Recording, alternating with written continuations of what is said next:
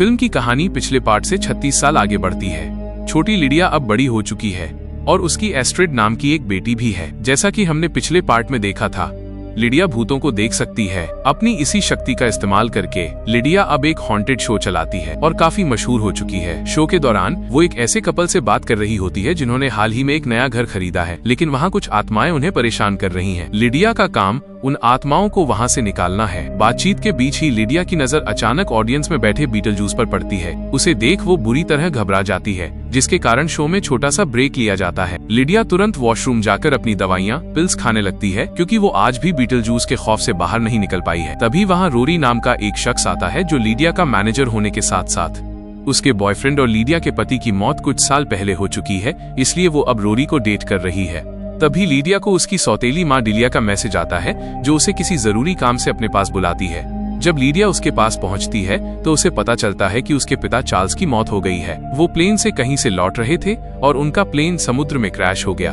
Crash में तो वो बच गए थे, लेकिन तभी एक शार्क उन्हें खा गई।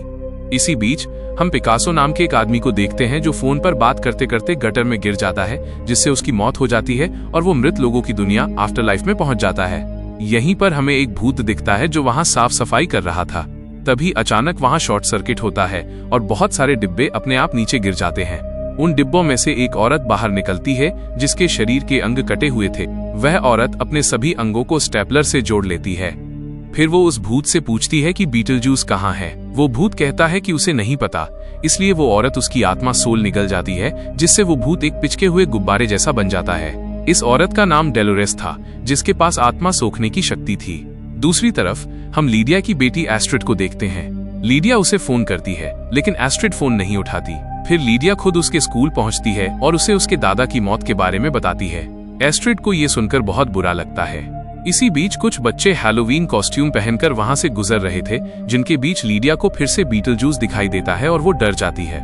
इसके बाद हम खुद बीटलजूस को देखते हैं, जो अपनी कंपनी में बैठा हुआ था और बहुत सारे छोटे मुंह वाले भूत श्रिंकर्स उसके लिए काम कर रहे थे। उनमें बॉब भी था, जिसे हमने पिछले पार्ट में देखा था। तभी बीटलजूस को एक मैसेज आता है, जिसे पढ़कर वो वुल्फ नाम के एक डिटेक्टिव के पास जाता है। वुल्फ असली दुनिया में एक एक्टर था और अपने सारे स्टंट्स खुद ही किया करता था, लेकिन एक बार नकली ग्रेनेड की जगह एक असली बम उसके चेहरे पर फट गया और उसकी मौत हो गई। खैर, अब इस भूतिया दुनिया में वो पुलिस का काम करता है। वुल्फ उसे डेलोरेस की फोटो दिखाता है और उसके बारे में पूछता है, जिसे देखकर बीटलजूस की आंखें बाहर आ जाती हैं। लेकिन वो वुल्फ से झूठ बोल देता है कि मैं इस औरत को नहीं जानता।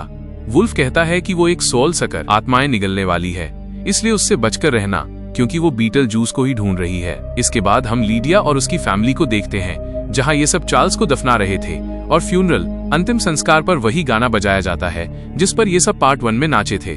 फ्यूनरल के बाद लिडिया एस्ट्रिड से बात करती है, जहां हमें पता लगता है कि एस्ट्रिड अपनी मॉम से नाराज है, क्योंकि वो अपनी बेटी को समय देने के बजाय उस भूतिया शो में बिजी रहती है। एस्ट्रिड का मानना था कि भूत जैसा कुछ नहीं होता और उसकी मॉम झूठ बोलती है। उसका कहना था कि अगर लिडिया सच में भूतों को देख सकती है, तो वो एस्ट्रिड के मरे हुए डैड को क्यों नहीं देख सकती, जिन्हें एस्ट्रिड बहुत मिस करती है। वहीं भूतिया दुनिया में हम चार्ल्स की बॉडी को देखते हैं, जिसे शार्क ने ऊपर से खा लिया था। उसका सिर और धड़ गायब था। वो एक शॉप में जाता है जहाँ एक बूढ़े आदमी की आत्मा थी। वो आदमी चार्ल्स पर गुस्सा करता है और उसे वेटिंग रूम में जाने को बोलता है।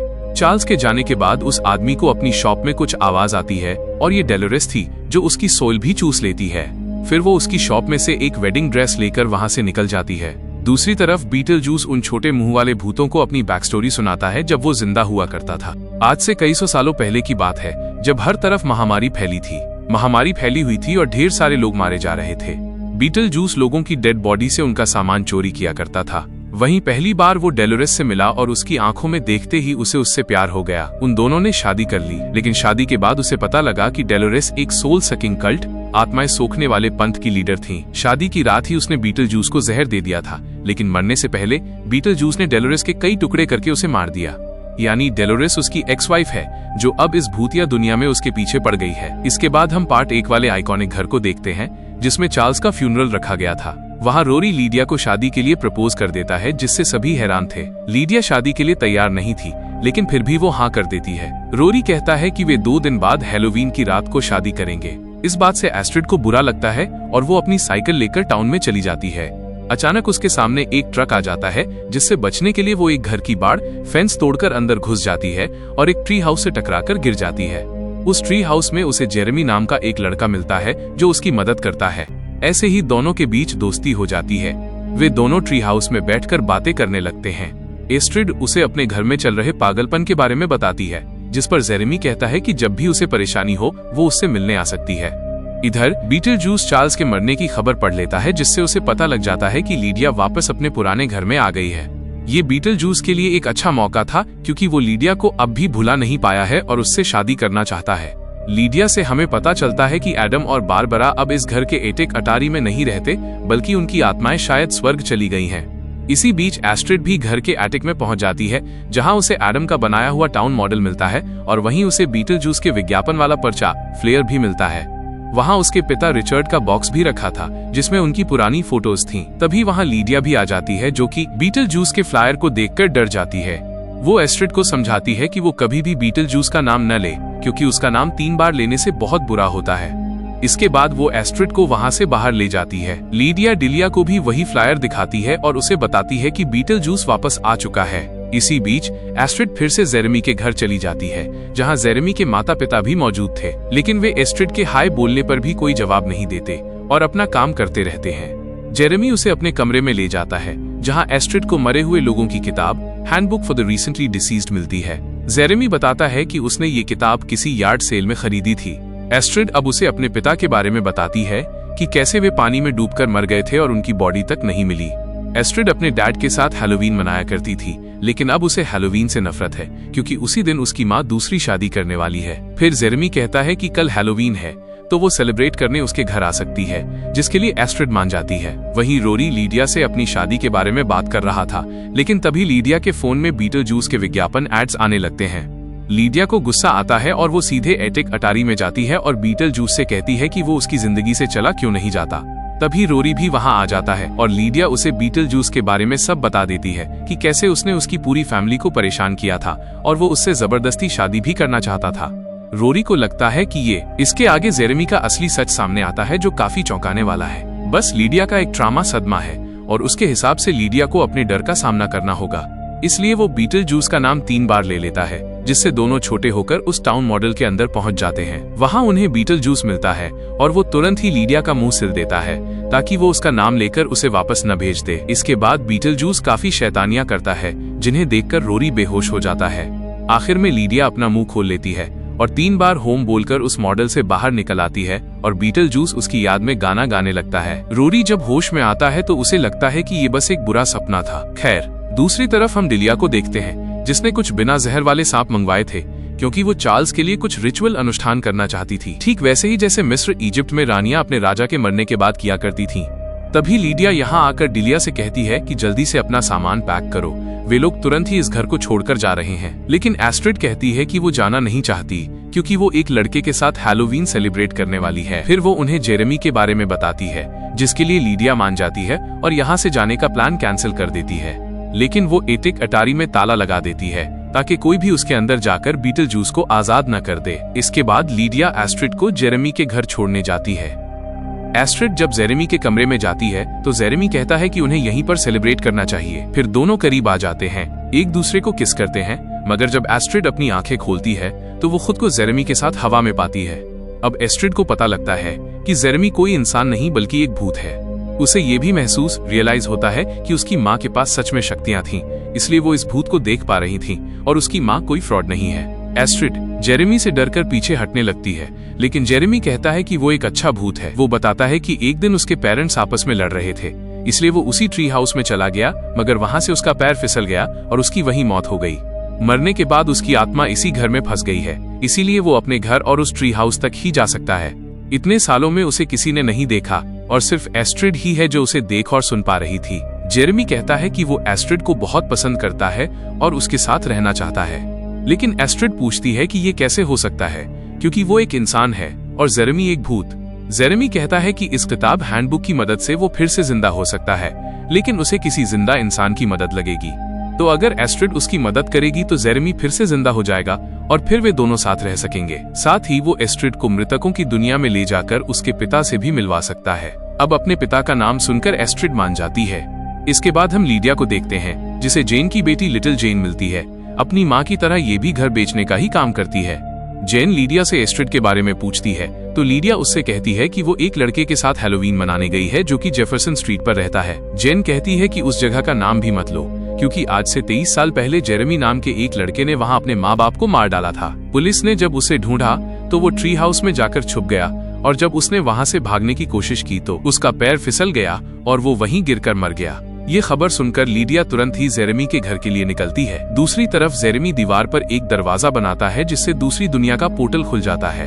फिर जेरेमी एस्ट्रिड से उस किताब में लिखे हुए कुछ मंत्र पढ़वाता है। जब लीडिया उनके घर में आती है तो उसे जेरेमी के माता पिता के भूत दिखाई देते हैं जिनकी आत्मा जेरेमी की तरह ही इस घर में फंसी हुई है और जिन्हें जेरेमी ने ही मारा था।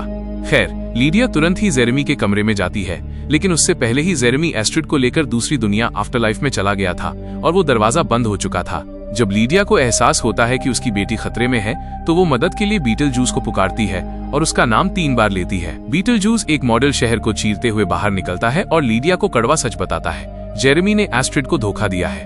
जेरेमी ने एक ऐसी डील की है जिसके तहत एस्ट्रिड परलोक आफ्टरलाइफ में ही रह जाएगी और जेरेमी उसकी जान की कीमत पर वापस जीवित हो जाएगा। अपनी बेटी को बचाने के लिए लीडिया एक बड़ा समझौता करती है। वो बीटलजूस से शादी करने के लिए तैयार हो जाती है। चतुर बीटलजूस तुरंत एक अनुबंध अग्रीमेंट साइन करवाता है ताकि लीडिया अपनी बात से मुकर ना सके। इसके बाद वो दीवार पर एक जादुई बम बनाकर सीधा अपनी ऑफिस वाली दुनिया में पहुंच जाते हैं। इंसानी दुनिया बीटलजूस के निकलते ही उसके अजीबोगरीब कर्मचारी असली दुनिया में पहुंच जाते हैं। लीडिया के घर के बाहर रोरी बच्चों को टॉफियां बांट रहा था, लेकिन छोटे मुंह वाले भूतों को देखकर वो बुरी तरह डरकर भाग खड़ा होता है। डिटेक्टिव वुल्फ को पता चलता है कि बीटलजूस ने एक जीवित इंसान को लाकर कोड 699 का उल्लंघन किया है। वो भूतिया पुलिस के साथ उसका पीछा शुरू कर देता है, जिससे बचने के लिए बीटलजूस और लीडिया अलग हो जाते हैं। दूसरी ओर जेरेमी एस्ट्रिड को एक काउंटर पर ले जाता है जहां उसकी फोटो खींची जाती है। यहाँ जेरेमी अपनी असलियत बताता है। उसने जो मंत्र पढ़वाया था उसका मतलब था कि एस्ट्रिड अपनी जिंदगी जेरेमी को दान कर रही है। अब एस्ट्रिड को सॉइल ट्रेन के जरिए हमेशा के लिए भेजा जा रहा है, जबकि जेरेमी उसकी जगह लेकर जीवित दुनिया में राज करने की तैयारी में है। ये जानकर एस्ट्रिड को बहुत बुरा लगता है। तभी कुछ गार्ड्स उसे पकड़ लेते हैं और वहाँ से ले जाने लगते हैं। एक काउंटर पर एस्ट्रिड को अपने पिता भी दिखाई देते हैं, जिनकी मृत्यु एक नाव दुर्घटना बोट एक्सीडेंट में हुई थी। गार्ड्स एस्ट्रिड को जबरन सोल ट्रेन में बैठा देते हैं, लेकिन एन मौके पर लीडिया वहां पहुंच जाती है और समय रहते उसे बाहर निकाल लेती है। तभी वहां भूतिया पुलिस आ पहुंचती है, जिससे बचने के लिए वे दोनों इमरजेंसी गेट से बाहर निकल जाती हैं। गेट के बाहर निकलते ही वे उस रेगिस्तानी इलाके में पहुंच जाती हैं, जहां उन पर सैंडवर्म हमला कर देता है। वे दोनों वहां से भागती हैं। तभी रिचर्ड, एस्ट्रिड के पिता, गेट खोलकर उन्हें अंदर ले लेता है और वे सैंडवर्म से बच जाती हैं। रिचर्ड से मिलकर दोनों बहुत खुश होती हैं। रिचर्ड उन्हें समझाता है कि पुलिस उन्हें ढूंढ रही है, इसलिए उन्हें तुरंत यहाँ से निकलना होगा। मगर लीडिया कहती है कि वे ऐसे नहीं जा सकते। उन्हें जेरेमी के किए धरे को उलटना, रिवर्स होगा, ताकि एस्ट्रिड को उसकी जान वापस मिल सके। दूसरी ओर बॉब को वुल्फ पकड़ लेता है और उससे बीटलजूस के बारे में पूछताछ करता है, लेकिन बॉब कुछ नहीं बताता। इसके बाद हम डिलिया को देखते हैं, जिसे अब भी विश्वास नहीं हो रहा कि वो मर चुकी है। वो मदद के लिए बीटलजूस को 3 बार पुकारती है। इधर वुल्फ के जाते ही वहाँ डेलोरस आ जाती है और वो भी बीटलजूस के बारे में पूछती है। बॉब जब उसे भी कुछ नहीं बताता तो डेलोरस उसकी आत्मा सोल खींच लेती है, जिससे बॉब का हमेशा के लिए अंत हो जाता है। जेरेमी असली दुनिया में जाने के लिए अपने पासपोर्ट पर स्टैंप लगवा रहा था, मगर स्टैंप लगाने वाला खुद बीटलजूस था। वो जेरेमी को पृथ्वी अर्थ के बजाय नर्क हेल में भेज देता है, जिससे एस्ट्रिड की जान बच जाती है। इसके बाद लीडिया और एस्ट्रिड वापस असली दुनिया रियल वर्ल्ड में पहुंच जाते हैं। वहां पहुंचते ही लीडिया को याद आता है कि आज उसकी शादी है, इसलिए वो तुरंत भागकर चर्च जाती है। चर्च में रोरी पहले से ही मौजूद था। लीडिया उसे जल्दी शादी करने के लिए कहती है, लेकिन तभी वहां बीटलजूस प्रकट हो जाता है। दरअसल लीडिया ने एक समझौते अग्रीमेंट पर हस्ताक्षर किए थे कि वो बीटलजूस से शादी करेगी ताकि वो हमेशा के लिए असली दुनिया में रह सके। रोरी ये जानकर गुस्सा हो जाता है कि लीडिया ने उसे धोखा दिया, लेकिन तभी बीटलजूस रोरी को सच बोलने वाला इंजेक्शन लगा देता है। इंजेक्शन लगते ही रोरी सच उगल देता है कि वो लीडिया से प्यार नहीं करता, बल्कि सिर्फ उसके पैसों और शोहरत, फेम के लिए उससे शादी करना चाहता था। लीडिया को ये सुनकर बहुत गुस्सा आता है और वो उसे एक मुक्का मारकर उड़ा देती है। इसके बाद बीटलजूस अपनी शादी को प्राइवेट रखने के लिए वहाँ मौजूद सभी लोगों को उनके फोन के अंदर कैद कर देता है। फिर वो शादी के लिए तैयार होता है और लीडिया को उसकी पुरानी लाल वेडिंग ड्रेस पहना देता है। इसके बाद बीटलजूस सबको नाचने गाने पर मजबूर कर देता है। एस्ट्रिड भी डिलिया के साथ नाचने लगती है और यह दृश्य काफी देर तक चलता है। तभी अचानक वहाँ वुल्फ और उसकी पुलिस टीम बीटलजूस को गिरफ्तार करने पहुँच जाती है, लेकिन बीटलजूस स्टैच्यू बोलकर उन सभी को अपनी जगह पर जमा देता है। तभी वहाँ डेलोरेस भी पहुँच जाती है, जो कि बहुत गुस्से में थी। बीटलजूस उससे मजाक में कहता है कि हमें एक सोलमेट चाहिए और तुम्हारा सबसे अच्छा सोलमेट रोरी ही है। इसी बीच एस्ट्रिड को मरे हुए लोगों की किताब handbook for the recently deceased मिल जाती है, जिसका इस्तेमाल करके वो एक सैंडवर्म को चर्च के अंदर बुला लेती है। वो सैंडवर्म डेलोरेस और रोरी दोनों को निगल जाता है। मौके का फायदा उठाकर लीडिया,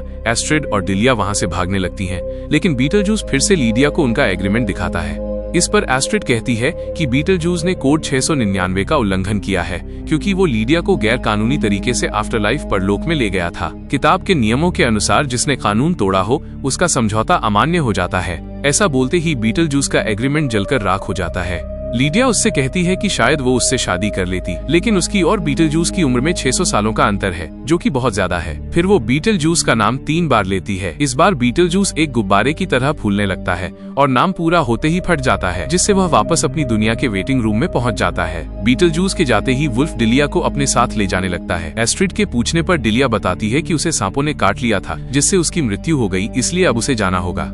इसके बाद हम डिलिया को सोल ट्रेन के पास देखते हैं, जहां उसे अपना पति चार्ल्स भी मिल जाता है। दोनों साथ में ट्रेन में बैठकर स्वर्ग हेवन की ओर निकल जाते हैं। अंत में लीडिया अपना हॉन्टेड शो बंद कर देती है ताकि वो अपनी बाकी की जिंदगी शांति से बिता सके। लीडिया अब भूतों के साथ नहीं बल्कि अपनी बेटी एस्ट्रिड के साथ समय बिताना चाहती है। वे दोनों अलग अलग शहरों में घूमने जाते हैं, जहां एस्ट्रिड को एक लड़का पसंद आ जाता है और वो उससे शादी कर लेती है। जल्द ही एस्ट्रिड मां बनने वाली होती है और उसकी डिलीवरी का समय आता है, लेकिन पैदा होने वाला बच्चा एक छोटा बीटलजूस होता है, जो बाहर निकलते ही डॉक्टर्स को मार देता है। मगर ये सब केवल लीडिया का एक सपना था। जैसे ही लीडिया की आंख खुलती है, हमें उसके पीछे बीटलजूस दिखाई देता है, लेकिन ये भी लीडिया का एक और सपना ही था। इसका मतलब है कि बीटलजूस ने अब भी लीडिया का पीछा नहीं छोड़ा है। फिल्म यहीं पर समाप्त हो जाती है।